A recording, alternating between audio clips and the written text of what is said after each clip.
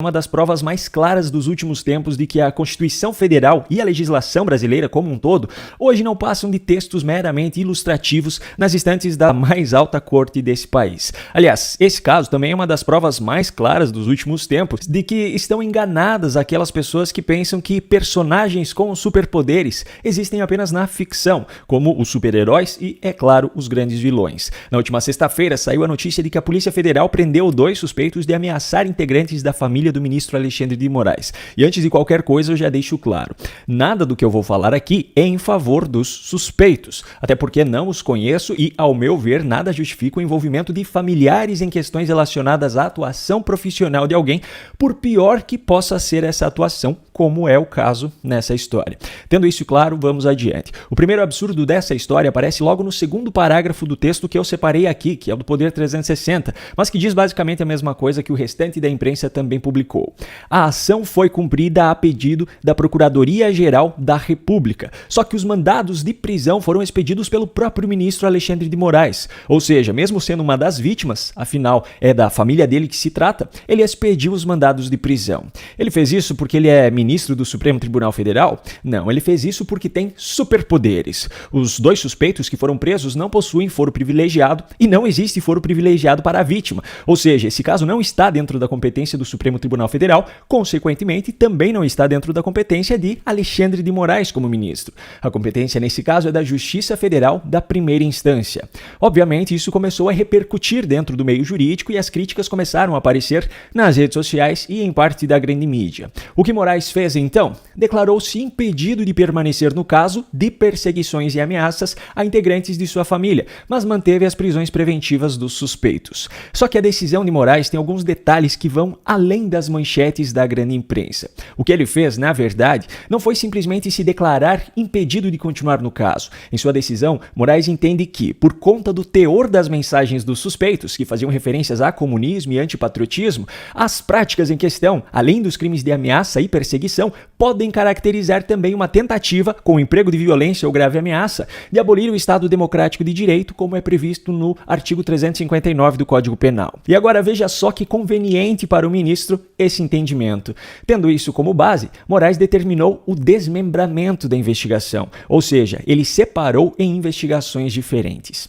Diante disso, ele se declarou impedido de prosseguir no caso relacionado aos crimes de ameaça e perseguição, mas associou a possível configuração de crime de tentativa de abolição do Estado Democrático de Direito a inquéritos já em curso no Supremo Tribunal Federal relacionados ao 8 de janeiro, e com essa conexão forçada, se manteve dentro do caso dessa investigação e, por conta dessa suposta infração penal cometida pelos suspeitos, manteve suas prisões preventivas. Deixa eu tentar simplificar aqui.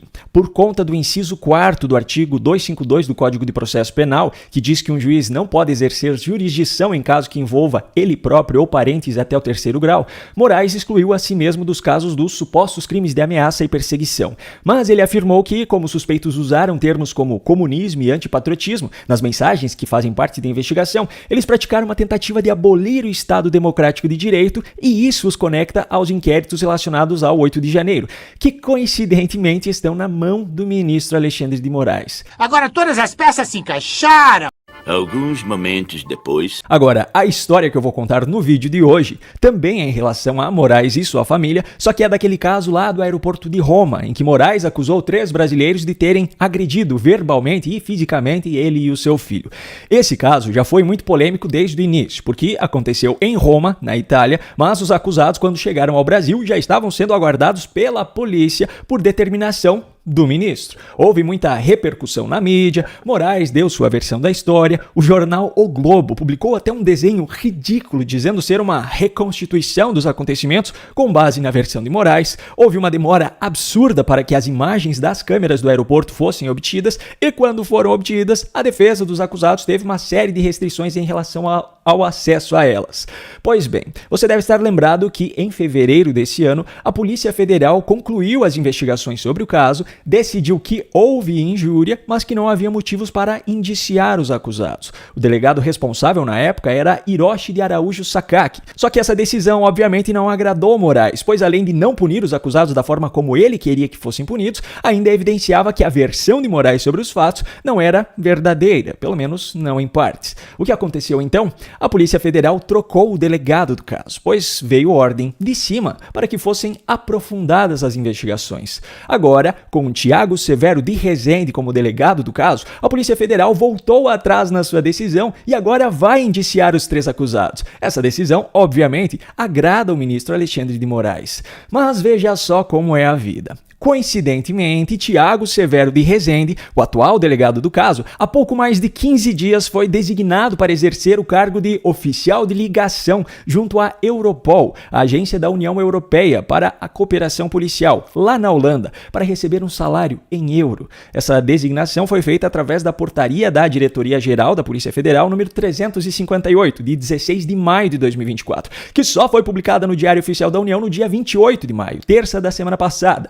Quem assinou essa portaria? O diretor-geral da PF, Andrei Rodrigues, que foi nomeado ao cargo por Flávio Dino, então ministro da Justiça do governo Lula, logo no início do atual governo. Andrei Rodrigues, por sinal, antes de se tornar diretor-geral da PF, era o chefe de segurança de Lula em sua campanha em 2022 e já havia chefiado também a segurança de Dilma Rousseff em 2010. Mas todos esses fatos que eu mostrei são apenas coincidências. A Polícia Federal só não